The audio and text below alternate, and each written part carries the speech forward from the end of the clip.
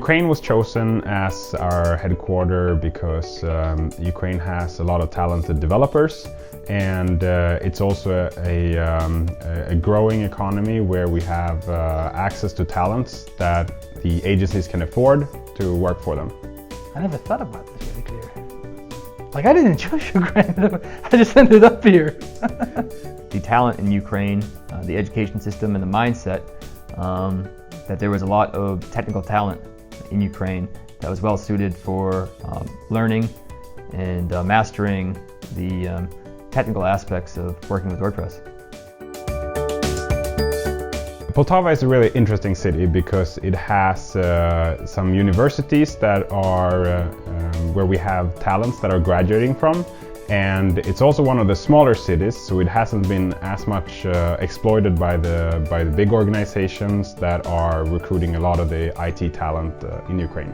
I like Poltava a lot because it's not as busy as Kiev. Not too big of a town, it's very laid back.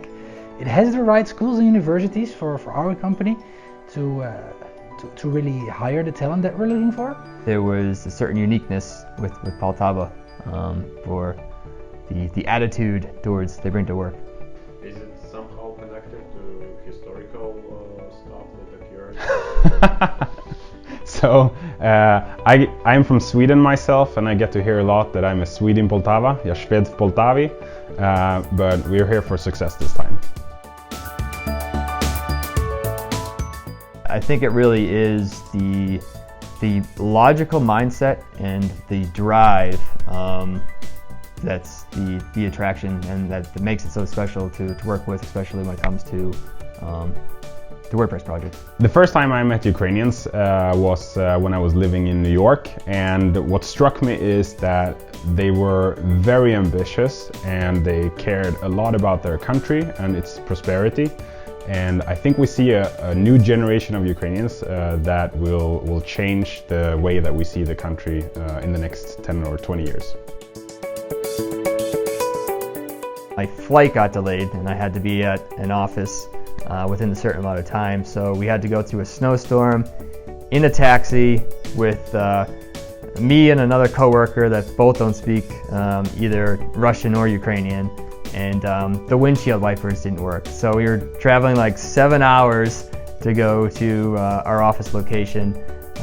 The snow's coming at us and the wipers are going, but you can't see anything out of it. So the driver is just like pouring water onto the windshield to see where we're going. So that was a little bit shocking. We made it. It was a good story to tell later, so it was fun.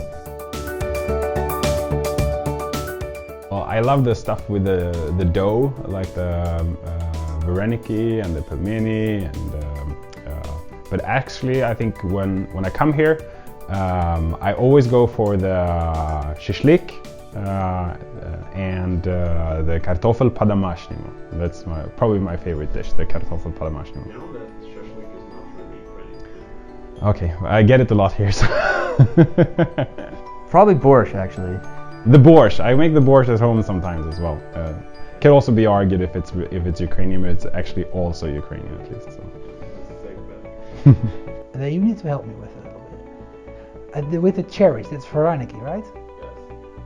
That's what I really love. And I haven't got it yet, so I'm kind of disappointed. But what I really love is here in Poltava, Galushka, to go there and have a couple of those varenikis with cherries and like a little bit of the icing over it, sugar icing.